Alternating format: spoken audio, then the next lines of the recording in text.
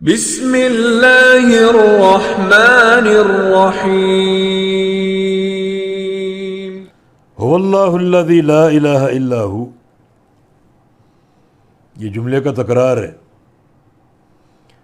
یہ تکرار یا تو تاکید کے لیے کہ یہ مسئلہ بڑا موقد ہے اور اس کو فراموش کرنے کی کوشش نہ کرنا،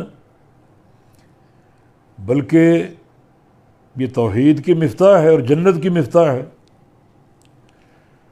کہ وہ اللہ لا الہ الا ہو،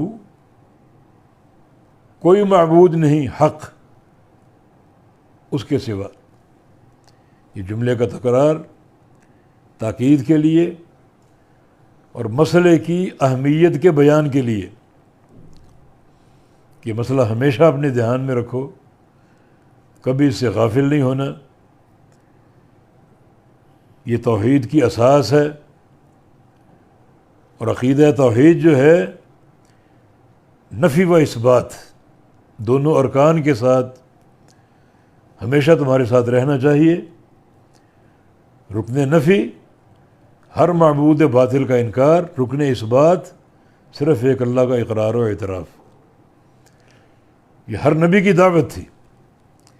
وَلَقَدْ بَعَثْنَا فِي كُلِّ أُمَّةٍ رَسُولًا أَنِ اعْبُدُوا اللَّهَ وَاجْتَنِبُوا الطَّاغُوتَ، ہم نے ہر قوم میں رسول بھیجا جس کی یہ دعوت تھی کہ ایک اللہ کی عبادت کرو اور ہر طاغوت سے بچو اور اس کا انکار کرو۔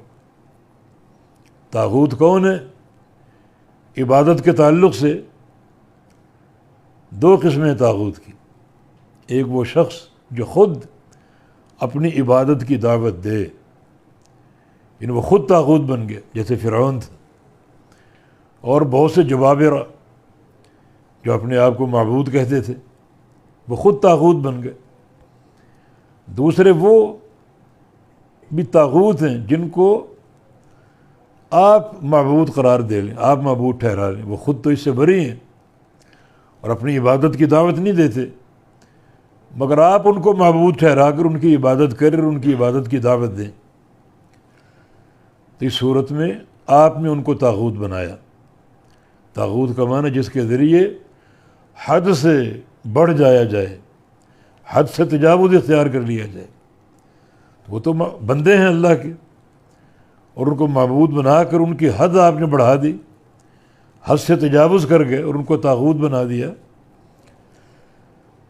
تو یہ ہر نبی کی بنیادی دعوت تھی۔